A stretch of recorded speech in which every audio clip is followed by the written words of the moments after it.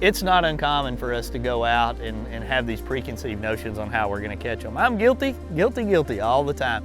And I talk about trying to always fish with an open mind, trying to fish with your instincts, trying to get out there and fish in the moment, so to speak. And you know, when I wake up in the morning and I look at the weather forecast, as I do when I'm getting ready to hit the water, and I get to the lake and I look at the conditions, I'm immediately going to formulate a plan. And more often than not, I'll be honest, that plan's wrong. I'm way off base.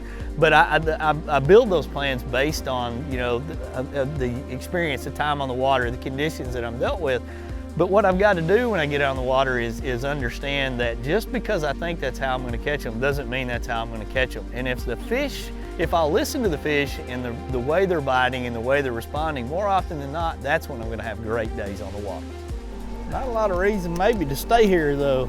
Idle around to I'm gonna idle around to a little spot over there while you're retied.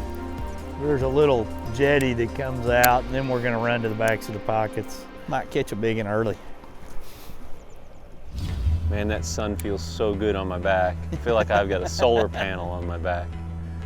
When I get to a body of water and it's bright bluebird skies, not much wind, wispy clouds or no clouds at all, I'm thinking this is a high pressure situation, and it's gonna put me in the mindset of these fish are not gonna wanna chase. They're gonna wanna sit down and get closer to the bottom.